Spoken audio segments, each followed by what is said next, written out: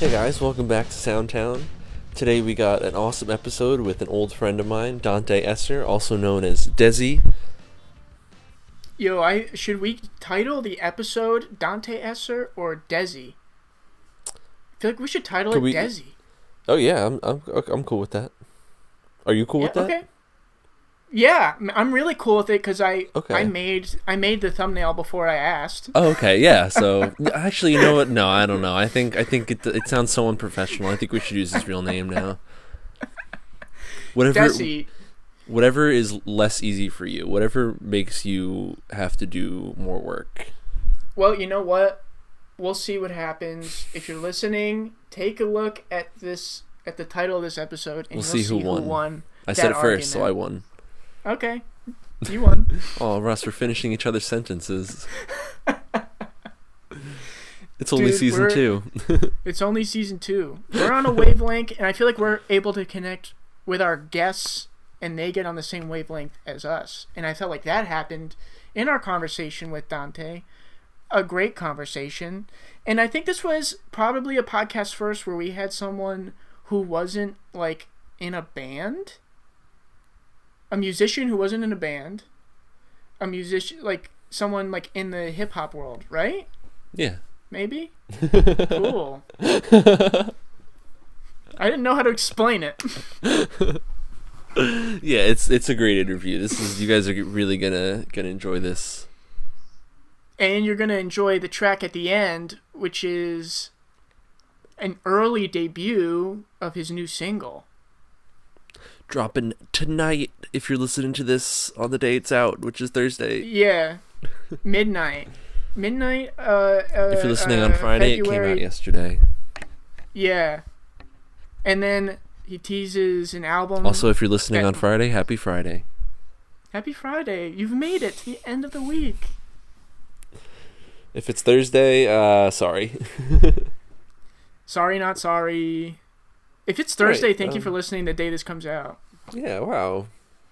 We should. And if you are a loyal listener, leave us a rating on like Apple Podcasts, or I don't know if you can do it on Spotify. Leave a comment. Like, that would be super nice. Send us money. Bake us cookies. Buy some merch. Buy some merch. And listen to Dessi. All right, yeah. Let's take it away, boys. Enjoy your trip to Soundtown.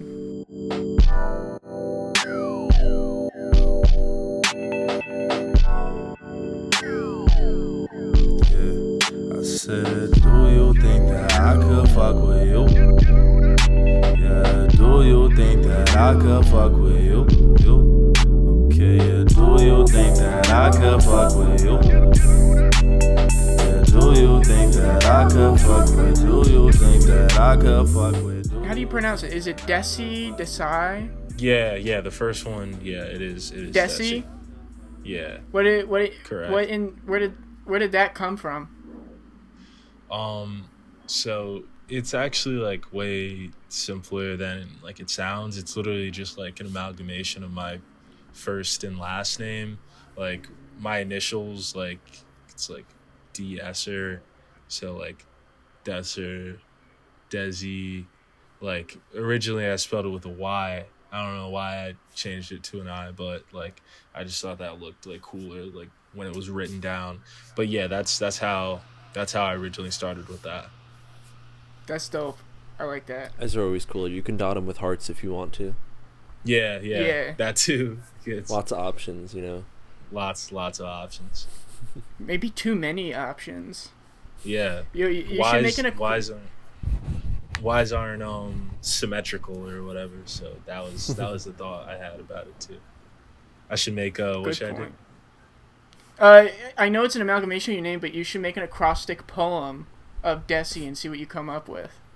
Oh, true. Yeah. Like what would that I be, do you think? Intelligent? Oh yeah. Yeah, it could do in the zone. Intelligent, interesting. Yeah, in the zone. Well, is that cheating if it's not more than one word? You make your own rules. You make your own rules. That's exactly right. That's a fact. How how long have you been in the game of making music? Um, so since high school, pretty much, I'd say like coming. All right, so I moved a lot as a child. First from State to Willingboro, and then to Morristown, where I would go to high school. For like schooling reasons. And I got there. I've always been young for my grade, so I got there when I was 12 going into like 13 years old, and like my neighbors were like pretty chill, so we'd play ball, whatever, basketball. And I think we just got into the habit of freestyling and stuff and messing around, and that kind of led to me writing music a lot, because at that point, like, I've been listening to a lot of music, like, from Tyler the Creator to like Lil Wayne, just like YouTube videos, like, and like downloading a bunch of stuff. And I was like, yeah, like, this is all really cool. And then like once we kind of like lived through that generation where we all started getting our own phones, so I just started like listening to like a bunch of music and like writing while I was in class, like all the time. Like, I'd always be writing, and like sometimes teachers would be like, you're not even like, are you taking notes? And I'd be like, oh no, I'm doing other stuff. Or I just like lie and say, yeah, because I'm writing a bunch of stuff, like, unless you're gonna read it. Like, it was kind of like hard to differentiate. So yeah, I was doing that for a minute, and I think like maybe like my sophomore year of high school, like, there was a guy I knew who, like, funny enough, like, I won't say his name, but like he was like really bad at like music, like, but like he just had like a lot of money to finance it from like his like parents. He was like very much like trying to sound like G-Eazy or like whatever, I don't know, but like it was really bad. But like he knew that I rapped, and like sometimes I would like freestyle in front of people, and he was like, oh, you're really good. So like he was like, yeah, like, let's make music one of these days. And I was like, sure. So I biked over his house and I recorded the first song that I've ever made. You might still be able to find it on the internet. I'll send you a link at some point. But like his verse on it was like, it became like a meme in the school, because like his part was like really bad, and then people were like, yeah, but like, Dante, we didn't know like you like rapped like that, like, you're really good, like, you need to like never like make music with this guy again, but also like record like your own music. So from then on, it became like a hunt for someone with like a nice space that I could like make music in, that like we kind of meshed together creatively. And that came to me more when I was a junior and senior in high school, when I started collabing with my good friend Matt, who goes by Skinny Limbs, as a producer. So he would make beats, and I'd rap over, and we shoot like kind of shitty music videos, and just like messing around all throughout school. And as I went to college, I kind of became less I kind of fell off a little bit. I was still going to like clubs and rapping and like performing occasionally in the New Brunswick basement scene or in New York or wherever. But I'd say like into my junior year, like I really like stopped, and I would like occasionally record. But this release that's upcoming is the first thing that I've dropped in over about 2 years or so, to be exact. So other stuff that you've released prior, that's just under a different name? Is it still It's under the same. dessi? It's under the same name, and it's either on YouTube or SoundCloud. But the thing about this current thing is that it's like all streaming services. So this is kind of a transition into a more professional mindset, where like I'm like thinking of it from a marketing perspective and also from a business perspective. Like I like shot like a trailer for the song, and I shot another trailer that I'll be either releasing today or tomorrow, like to have a hype cycle. And then this weekend, in New York, like we'll be shooting a video. So like I'm kind of like thinking of it more, which I think came to me more as I was mature, because in school, like I don't know, I was definitely thinking about music a lot. I've always loved music, but like I was kind of just being like lazy to an extent, where I was like just like partying a lot. So like I was like, man, like I have all these ideas, but I wasn't really like actualizing them. So quarantine, obviously everyone's been sitting on their ass for a while, so I was like, yeah, like let's make stuff happen. And it was also pushes from my inner circle. Like I didn't record. It's crazy because everything comes full circle. Like the person that when I moved to Morristown and was my neighbor like 10 years ago at this point, like randomly hit my line like, 2 months ago, like, hey, you want to come over? Like, I got a new house. Like, I have a whole like sidebar and I turned into a studio. Like, let's record. So like literally 10 years later, we're like actually releasing stuff like for real on streaming services with the person who in the first place told me like, oh, like you should like write music and do this and do that, like all because of just extenuating circumstances and stuff. So that's definitely been a wild journey. But yeah, it's all under, it's always been Desi. Like maybe some stuff, I think my first release was spelled Desi with a Y, but it's always been like that name. That's awesome. Oh, I was asking Eric if he could send me some of your stuff, and he was just like, I only know that the new album's coming out, so I definitely want to check out the early stuff because Yeah. you were. Oh, sorry, Eric. Go ahead. I Not was to gonna throw you say, under the bus. I remember Dante. I remember you showing me that like a couple years ago. Your like your old videos and stuff, and I remember Yeah. it was pretty cool. Yeah, I tried looking for it like in the past few days, but I couldn't find anything. Yeah. I'll have to send you some because I know you're looking for transitions, so I'll have to send over some stuff because it's like I said, it's all still out there, but kind of hard to find depending on the actual names and things like that. Well, do you want it like that? Do you kind of want it hard to find? Do you want this Honestly, new? no. No. So the older things, like, no, I was definitely trying to like, I was definitely like, that's what we were making videos, we were doing a bunch of stuff, but I definitely Yeah, didn't for have, sure. I didn't have a network, and I also didn't have knowledge on how to push this music, and I think it was kind of like, like stupid kids stuff where I was like, I'm dropping these videos and it's like we kind of like live in an instant gratification generation where it's like, and especially when it came to like the blog era where it was like, Pitchfork, Pigeons and Planes Fader is like they're a bunch of like 19, 20-year-old kids like dropping videos, blowing up, doing all this stuff. So like I wasn't like putting the proper amount of time in, but I definitely wanted it to be found. But like instead of like dropping more cumulative projects, I was more like dropping like Lucy's and then videos for those Lucy's and not cultivating like a visual aspect of it, like and like doing all these other things. But like now it's kind of changed because I've spent like a lot of time networking with other artists and thinking about things visually and like building a following on different socials and like knowing how to like do this stuff essentially.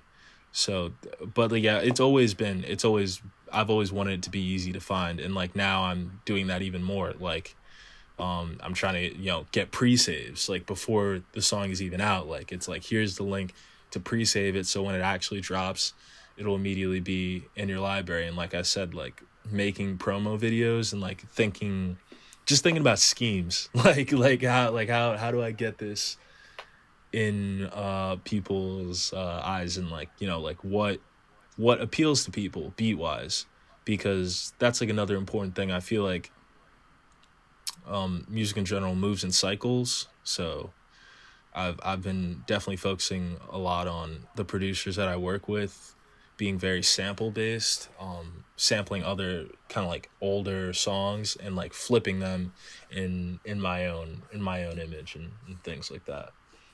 Absolutely. And I find for me, when we release music, one of my favorite parts about that is the marketing behind like promoting the new stuff coming out, because there's so many creative ways to go about it. And I commend you so much because, there's a lot of people out there who talk about the things that they want to do. And it's obvious that through this pandemic that gave you the opportunity to say, you know what, I've been talking about it. Let's actually go out and do it. So that's awesome. Kudos to you. And for the marketing that I've seen, it's looking pretty profesh. So good job for you there. You said you work with other producers. You don't make your own beats. No, so I've like dabbled in the past, but yeah, I have a lot of people that I've cultivated relationships with, which is what I was saying earlier, like networking.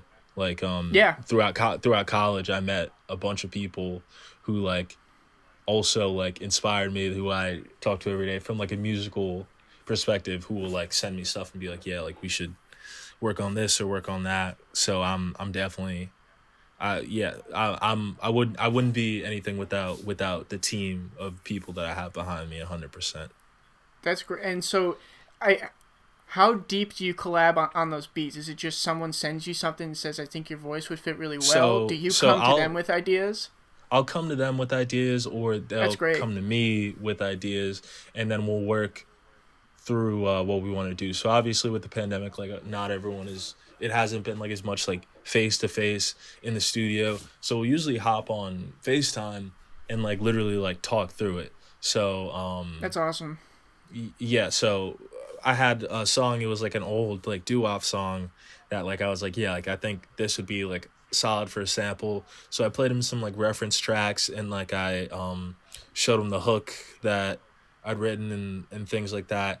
And then he was like, yeah, like let's like figure out this tempo, how you would want it to sound, different things like that. And we like kind of like worked through it, and then got like a finished product. And now I, funny enough, like after this I'm going to my friend's house to lay stuff down over that specifically, and other stuff that's been made so far just from other producers I've been chopping it up with.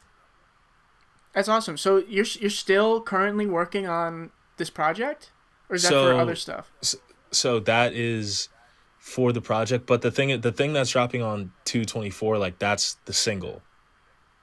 So that's Okay. not like a full project. The actual project itself, I think like we're definitely still in the midst, like the creative depths of it. I believe that that should be dropping by the summer at the latest. Like I don't want to like jinx it, but like I think that's what we're trying to do, like springtime, early summer. But like it's gonna be like a few months working on that and stuff. So yeah, Big Dog is a single. It was the first kind of song that I recorded like back with my friend, as I was saying, that first told me to make music. And yeah, has like a little board, so we were just in there messing around, and cracked open this older song, and I was like, man, like I think we can definitely get something going with this. And that's how that came together. And now we're doing kind of like building around that. Awesome. And so you kind of answered it, but what made you decide that that track specifically was going to be the first single off of whatever is to come? Is it just the sentimental value? Was it just the fact that you had it done first? What was the decision behind that? So I can't front, it definitely was like the first like track, and also like the most fully polished one, There's definitely. no So what, shame in that. yeah, yeah, so that was definitely what it was. I mean, when I think about it, I do see like the themes of it. Like it's a very bright, it's a like from the instrumental, like it's very bright.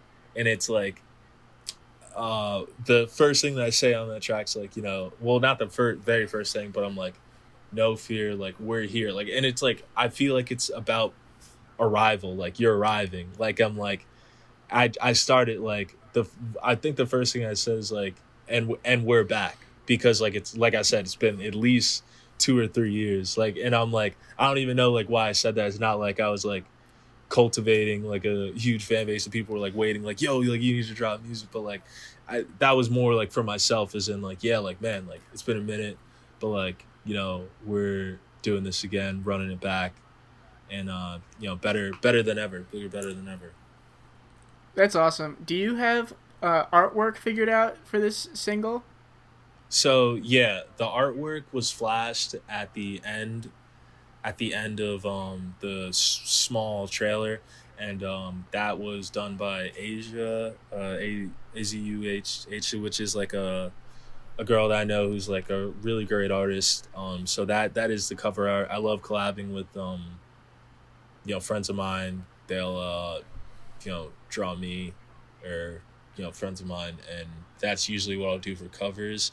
I have not shot like an album cover yet. I'm open to art. I'm open to shooting with my friends. I know a lot of my friends carry film cameras. Like, so I the thing is, like, I'm very guerrilla warfare when it comes to my creative process. Like, Marmaduke literally just happened like in a night. Like, he was like, yeah, like, pop out, and we just made that, and I was like, yeah, this is actually really good. And that trailer, I did have that idea, and that was more planned out, waiting for the right time, the right lighting, and things like that. And the same for the video that I shot earlier today. Like, that was more planned out. But when it comes to music, it is very it kind of just happens to me almost like lightning, and then I'm like, all right, yeah, like, this is what we're doing now. Sick. You mentioned Tyler the Creator earlier as an influence, and I have to ask because this was one of my favorite shows of all time. Have you seen Loiter Squad? Yeah, I have. That was like definitely that was a really one of my favorite shows in high school. Like, I remember very vividly, like, coming back after school because it would come on like really late. So like I didn't have like a TV in my room, so I couldn't like watch it when it came on like Adult Swim. So I'd like record it, and then like I get home from like high school and then watch it after school. I have like a Tyler poster like right at the frame, and I have like the Igor vinyl above my door. That's Yeah, awesome. but That was so, yeah. yeah. I love the prison janitor sketch. The scared That's straight a one. classic. Oh yeah, that was one. the best that one. was crazy. Yeah, that was really really good. Like, they're all hilarious, and like, I think a very important lesson that I got from that show and like Tyler as an artist is that, like, people want obviously the music is the most important thing. The music is everything, but people also want to like you as a person. Like, you need, like, when they see you, like, they also see that character, so they're more interested in you as a personality, like, and that's like even back to rock stars and stuff. Like, it's like, all right, yeah, like, his music's great, but like, he's also mad cool. Like, yeah, he's like a crazy dude, and like, like Tyler, like, he's funny, or like Action Bronson, like, he's funny, like, he can cook, or like, Ozzy Osbourne, like, he's crazy, he does a bunch of like wild stuff, like, he's a cool guy to like hang out with and party with. So like, that's another thing that's been I've also been thinking about. It's like, how do I once I'm like dropping this stuff, it's like, what other videos or like content can I create where it's like getting FaceTime with the people who are like interested in the music and like crafting that personality. Because like, I think I'm a ridiculous person, but like, I don't put as much of that on social media or whatever. Ridiculous in You what are ways though? Like, ridiculous. if you could use this initial podcast here as a platform for yourself, like, what do you want the people to know about you? What do I want the people to know about me? You like I long want walks on the beach? Yeah, nah, I love long walks on the beach. I don't know. All right, what do I want people to know about me? I mean, female energy is the best energy. Hennessy is good. I'll rap battle anyone. I like money, but like, I'm also like a full-blown communist. Like, I'm about to seize the means of the production. My main goal is to get poppin', and then like raid Beverly Hills and like steal a bunch of shit, and then just like go to like the tents and then just give all the shit out to random people. Robin Hood.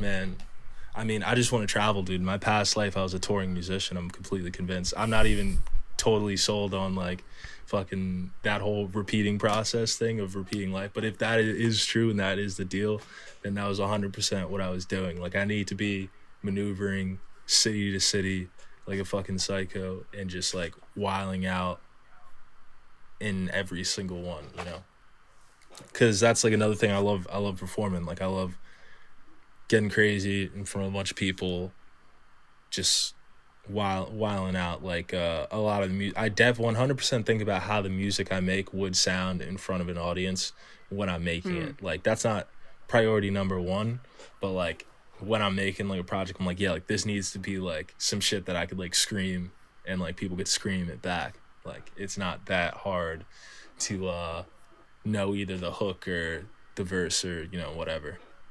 Do you write music for you or for the audience?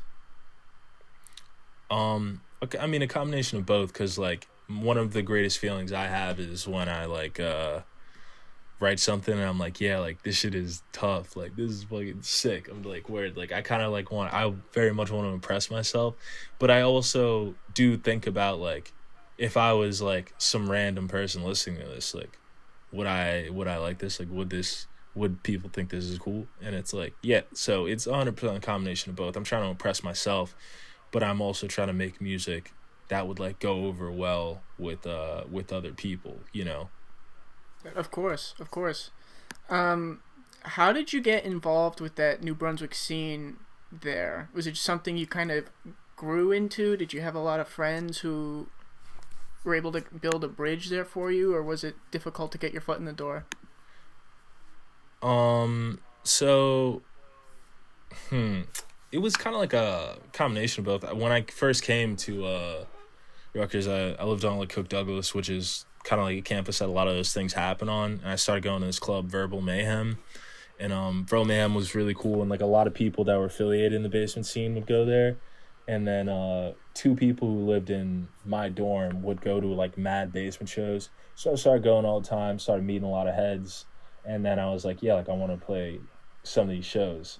So that's how that came together. Like once the people that I was with evolved into like the older dudes who like had their own cribs, it's like, yeah, I'm doing a show, come through, let's work. That's all. And that's were those? Sorry, go ahead.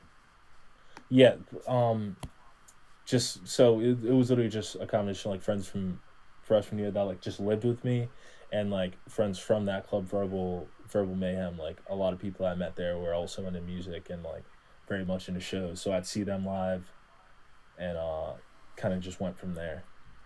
So the basement shows you would go to, were those primarily like hip hop shows? Were there some bands? Yeah, Was it a eclectic mix? It was most of them were bands. Yeah, most of them were bands like Bathing in Chunks, and like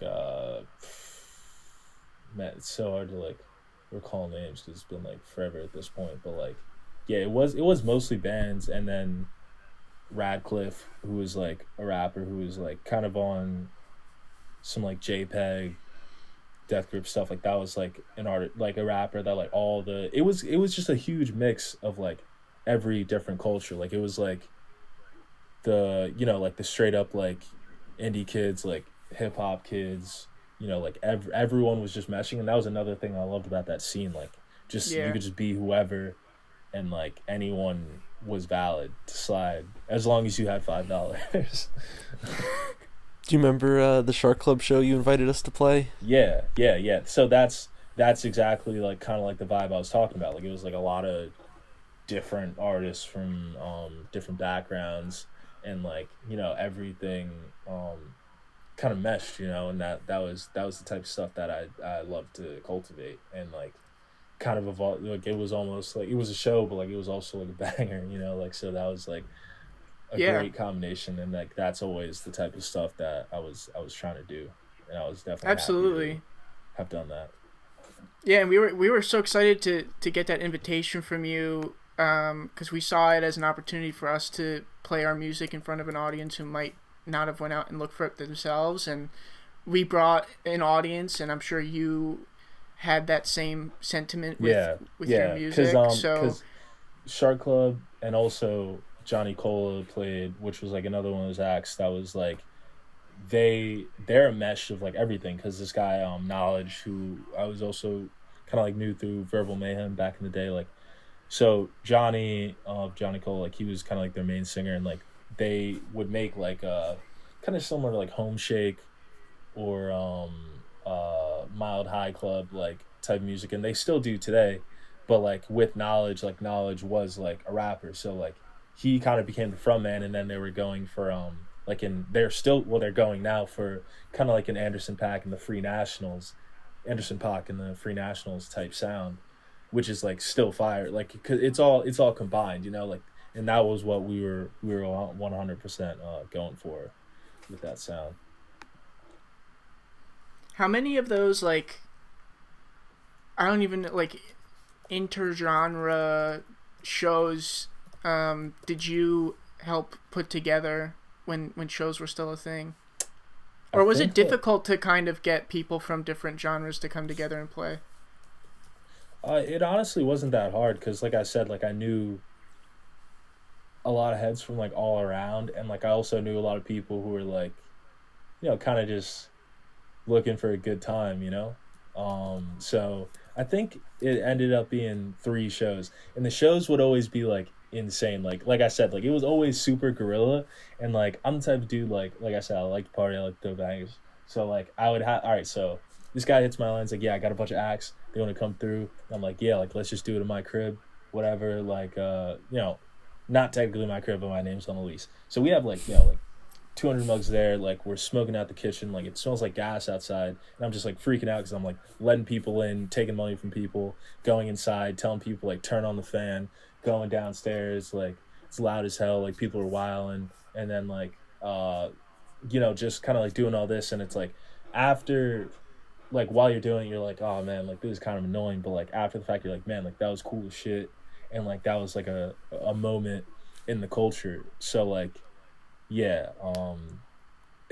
in two of those shows, yeah, like we're ended up being cut short by fucking MDPD fucking assholes. But yeah, like it was always a fire time. The show you guys played didn't. That show went till like fucking like 2 in the morning or like something crazy like that, and that was fucking live. And the funny thing about that is that like with shows like that, like you don't, obviously I'm not very experienced in that, like I've done it like a few times, but since that's the case, it's like a thing I didn't account for is like when you're setting up the number, like when you want people to go on, it's like some people come for like certain artists, so some people will see that artist and then they'll dip. So I was like, in like maybe like 3/4 of the show, I was like, yeah, I definitely should have had like this be like the order instead of like what I actually did. Hindsight's 20/20. So it's like you take those things, you learn from them. But yeah, I mean, outside of that, like it was like always be at other head shows, and like that was always great too, because that's like you're just there, just chilling, opposed to like this is your responsibility in a way. Yeah, I definitely. That's one of those things that you don't realize how dope that is until like you can't do it with COVID and stuff. You're like, man, there's just swinging bows in the backyard with the boys, like good time. 100%. The post or the in between set smoke breaks in the backyards of any basement show. I miss that so much. Yes, exactly. Outside, like, and then it's like. I don't even smoke cigarettes, and I miss that so much. Yeah. Just like standing around with people smoking cigarettes. Yeah. Just, and then you hear the next band start to play, and you're like, oh, like yeah, let's head back. Or that one dude who pokes his head out and is like, oh, next band's starting, and everyone just like slowly shuffles back in. Shuffles in, yeah, exactly. It's like, oh, word. It was great. Yeah, like always a great time. Like, and it's like, yeah, it's just wild to think about how quickly things have changed and stuff like that. Like I know Johnny Cola, like they've been doing like a few on like live streams and stuff like that.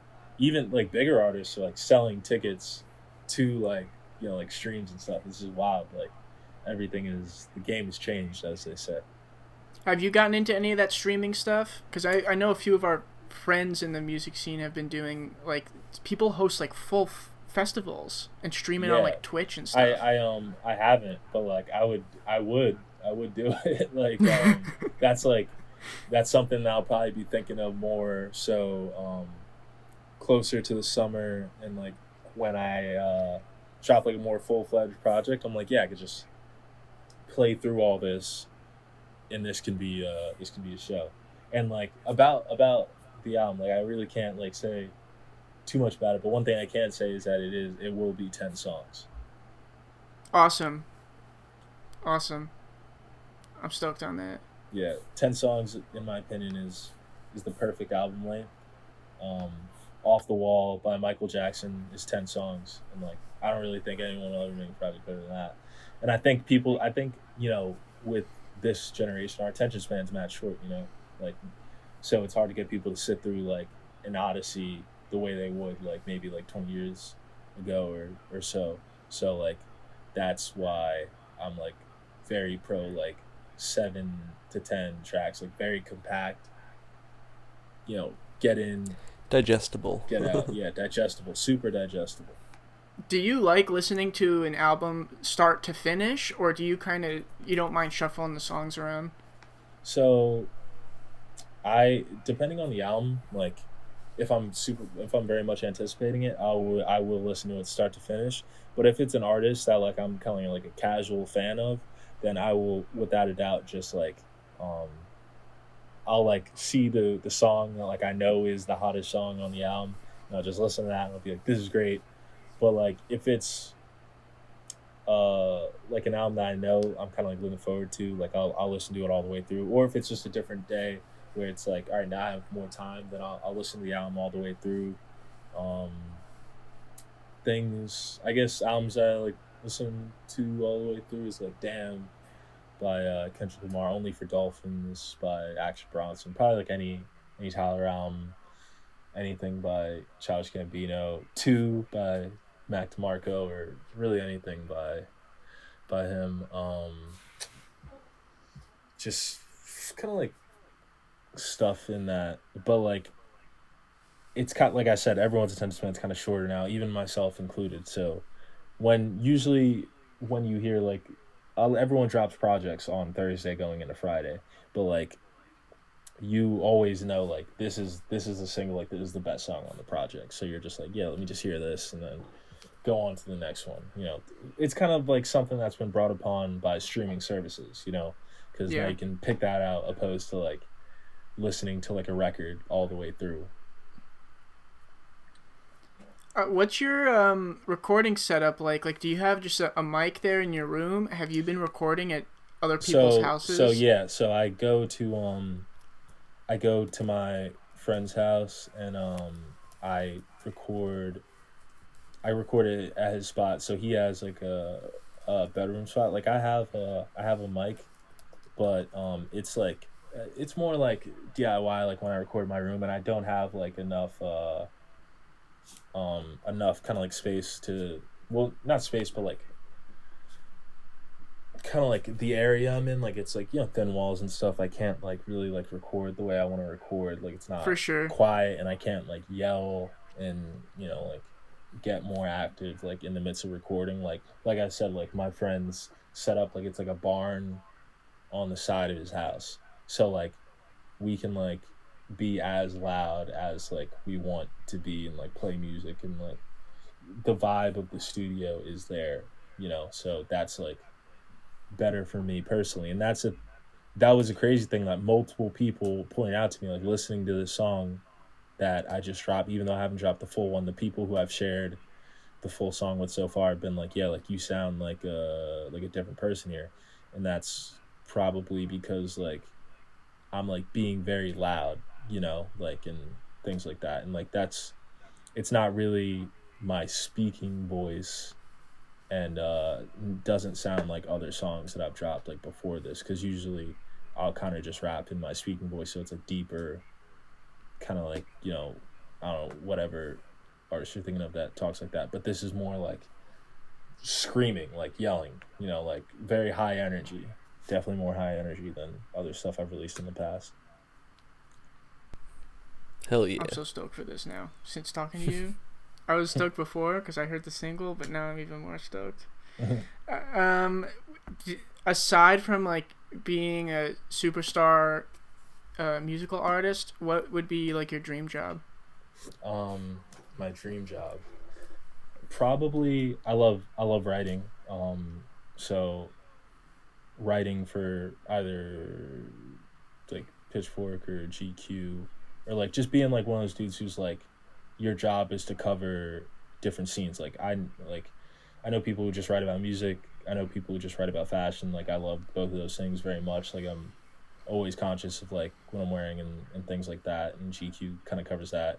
I've written for Pitchfork in the past. About like maybe like 2-3 weeks ago at this point. I like a dude I know who works there. Like he was like, yeah, like you should write the ones this week. So I just wrote like I don't know, maybe like paragraphs about like a single of these like guys out of Detroit that like I'm really into right now. Flint, Michigan, actually, which is like crazy because when you think of that, you obviously think of the water crisis, but like there's a lot of good music coming out of there right now. But It's awesome.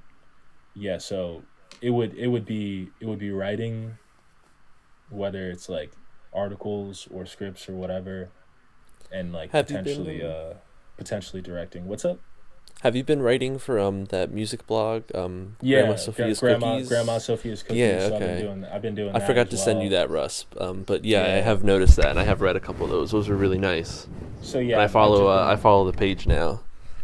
Yeah, they're great too, and those dudes are awesome. That's another kind of like thing that started over quarantine, and that was cool because once I started writing for them, I started connecting with a bunch of other writers who were like in that scene, and like I love, it's crazy because I haven't met any of them in real life, but like we just kind of like all nerd out on music on the internet together, and it's cool, I guess, Yeah, that's super cool. Do you want to play a quick game of this or that before we wrap up our conversation? Yeah.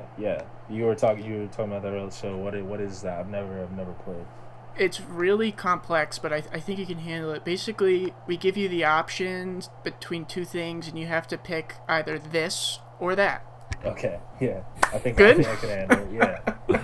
Do you have any, Eric? You want me to go off my list? You start first. I'm gonna think of something. Okay. Emma Stone or Emma Watson? Man, that's tough. Probably Emma Stone. Wow. You don't like Harry Potter? Yeah, no, I do, but I don't know. When I think of I don't know, like La La Land was good, and Zombieland was good. Oh, La La Don't Land was get incredible. don't get Russell started on La La Land. Yeah. I love La La Land, Yeah, dude. it was great, and like she was like, I was like, damn, like I'd like to dance with Emma Stone under a purple sky, like that'd be cool. Oh, big but- time. She got the Oscar for that, right? That's when she got her Oscar? I think she did. It definitely killed. I know the movie as a whole like killed at the Oscars, did really well. It's an incredible film. Yeah, definitely. Who would you pick, Eric, between these two phenoms? Probably Emma Watson. Yeah?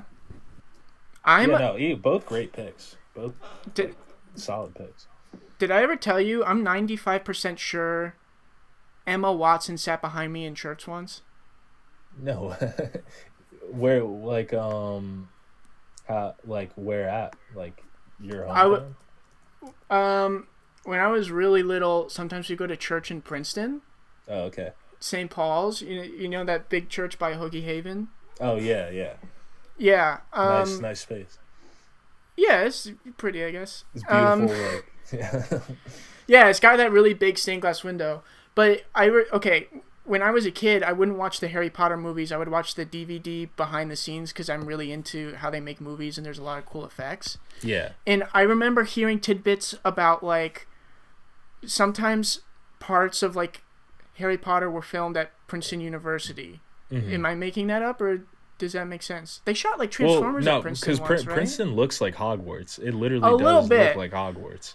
Like like literally before you even told me that, like the first time I went to Princeton in my life, I was like, yeah, this campus looks like Hogwarts. Yeah. So that might be true. I remember hearing that, but then also like they were interviewing the cast, and for some reason, one thing stuck in my mind. I remember Emma Watson being like, "Outside of acting, I really like playing track and field."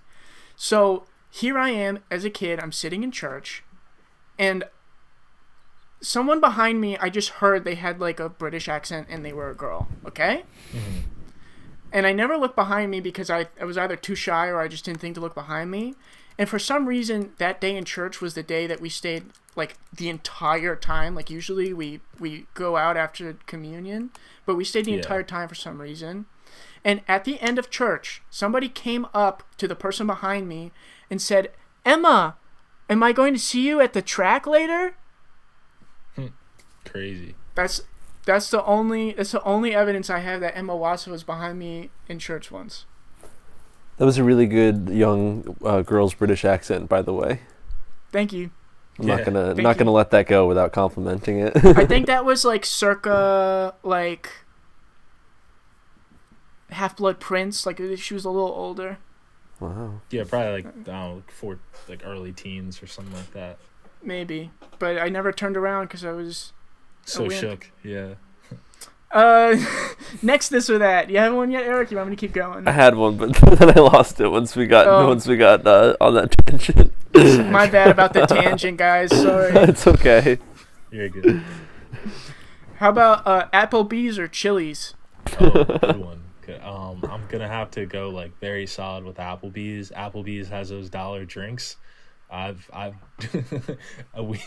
gotten cut off at Applebee's multiple times in my life. Yeah, and also Applebee's did that thing where they had like 50-cent wings. I don't know if you ever went there when they were doing that. They had that special. Yeah. Oh, bro, there was a time in my life like this summer, my sophomore year, the summer junior year going into my senior year, like we just find places that had like deals on wings, and we would just go eat like fucking like just a monstrous amount of wings, like me and my three housemates, and knock at least 30 wings. Like it was really really gross.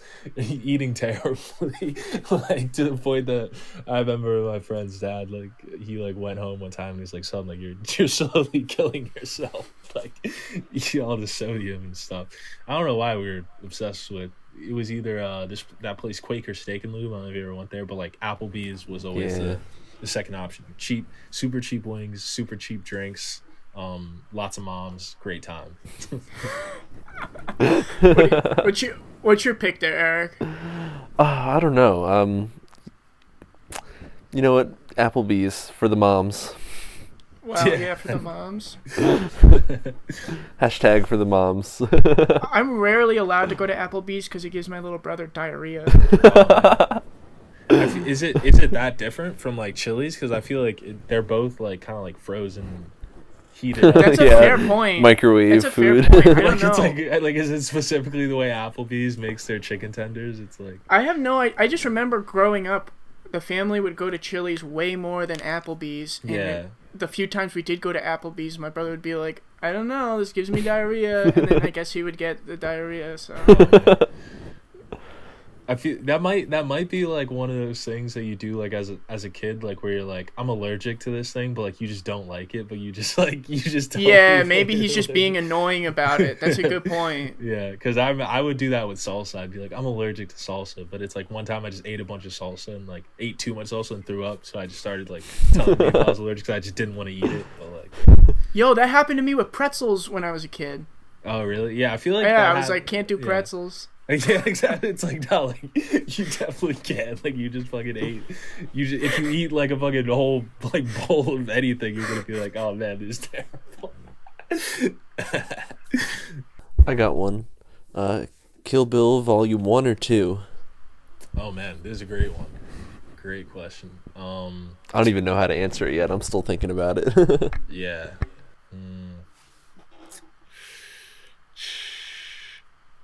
I mean, yeah, I'd probably have to go for Volume 1 because like that whole scene in that bar in Japan is just insane. It's so good, and like I think like it's kind of like cool, like seeing the opening of the movie. You know, like not the the story is like more intriguing to me. Like the origin than like seeing the end. Like I'm more like if I had to like choose one to never watch again, it's like it's cooler seeing like how she got put into that position opposed to like how it ended to me personally. But like, both great. Definitely very, very tough call. What about you, Russ? Great actor. Yeah. It's interesting that you bring it up because I just rewatched those in the past month. Oh, nice! Look at that. Great timing. Yeah, right. I think Dante brings up incredible points, and that's why I have to agree with him with Volume 1. Because, okay, you see Volume 1, and you start picking up like it's kind of a parody of itself, but you have fun with it. And then when the second one came out, it was a parody of the parody of itself. Like it just kept getting a little bit more wacky, and for that reason, I stick with Vol 1. I think I agree with that too. Yeah. Not that the second one was a bad conclusion to this story. It was just It was differently. It was cool. a lot differently paced. It was a lot more exposition. Absolutely. And there was still action and violence, but it was not nearly as fast and crazy as the first one. Thank you so much, Dante. You're welcome to come back anytime, because I thought this was a really great conversation. Maybe yeah, me too. Maybe when you're closer to releasing the full length album, it'd be great to have you on again for that. Yeah. And when the world stops burning, we'll do a show together. Yeah. Hell yeah. Yeah, exactly. When the world stops burning. Hell yeah. Well, you know what? When I start talking about the virtual stuff, and this is more of a conversation for Eric and I offline, but like, Eric, what's stopping us from hosting like a Soundtown festival and bringing all the people we've had on? You know what? That's a really, really good idea. I think that'd be really cool. Damn, Yeah. okay. We'll think about it. Yeah. I like that. I Okay. like the sound of that, I yeah. like that too. Oh, cool. Okay. And who said you were invited? I'm gonna try and find that first song, because like it's so funny. Like the guy's verse that's like before me, like you'll find it quite humorous. You. I got my sauce in a pizza. She looking like Mona Lisa. I'm finna take over Caesar. The shawty think that I need her. The shawty think that I need her. Tell the shawty think that I need her. Yeah, I got my sauce in a pizza. Yeah, she looking like Mona Lisa. This shit is bad for my health. And we're back. Hope you guys enjoyed listening to that as much as we enjoyed doing it. Talking it. Talking it, yeah. We love talking podcast. I mentioned it, I think, at the very end. I don't know if I edited it out or not, but Dante was somebody that we wanted to get on the pod, like, from when we first started this project, and I'm glad we were able to do it, and I'm looking forward to having him back on, because he had so many interesting things to say. He is a man with a plan, and I totally respect it. Yeah. Yeah. So anyway, his new song is coming out tonight, and here's a little sneak preview. Hope you guys enjoy it. You better enjoy it. I enjoyed it. Don't put Did that you listen pressure to on. it? Don't put that pressure on them. Oh, dude, he sent it to my email. He didn't send it to your email, did he? I didn't get it. I'm not special. So you didn't get to hear it. I didn't get to hear it. I'm in And the he's dark. your so-called friend. I'm doing air quotes for those just listening. Some friend I am. Well, let me tell you, Eric, it is sick. I'm being honest. If I didn't like can't it, wait I to would listen just to be it. like, yeah, listen to it. Yeah, it's awesome. Russ is a notorious liar, guys. He's notorious for lying and not telling the truth. Disclaimer. Yeah, my real name's not even Russ. It's Russell. It's Chucky. Oh my god.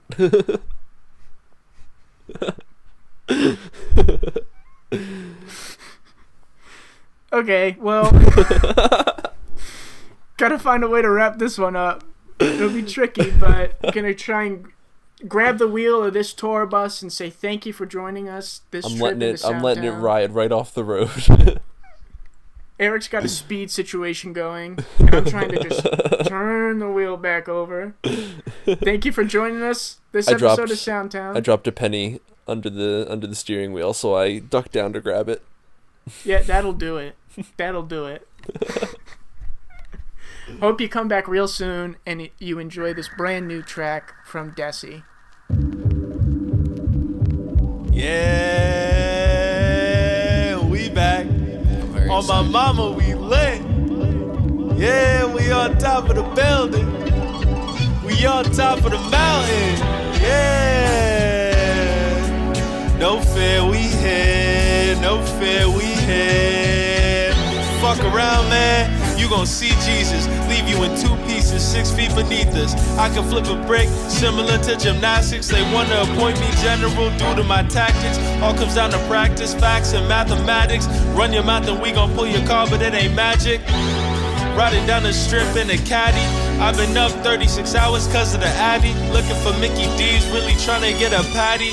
You will never get me, but you gon' wish you had me. Address me as Desi, Donnie, Sir, and Daddy. Been all over the world and I still ain't happy. Sometimes I wonder what it's all about. Once I had a lover, but she put me out the house. Told her that I loved her, said baby without a doubt. Throwing shit out the window, she lit fire to the couch. How you gon' block me, you used to put me in your mouth. How you gon' hate when hating what it's all about? If I see it, then I say it, then I'm finna call it out, yeah. I've been sleeping really late, really just can catch a break. Stressing considering how much is at stake. I learned how to ask, my father taught me to take. I need a lot of things, but first a house on a lake. To think about what's real, to think about what's fake. To post up on that cake till shit is stuck on your face. Big dog, call me Marmaduke. Team eating good lasagna, chicken parmesan soup. Coming for your racks, you need a safe, you better guard your loot. Me and Adam starting two, don't even need five. Got it off the bat, fuck 3 strikes. Yeah. Did you know I excel like a spreadsheet? Me and Shorty on the bed, she like Desi spread me. Butter on toast, loving all hoes. Nigga, you know how it goes, nigga, you know how it goes. Coke so strong, it might poke through your nose. At the casino, spilling coke on your clothes. In the bathroom with a sack, snorting it right off a crack. Yeah, snorting it right off a rack. Yeah, no fair, we had no fair.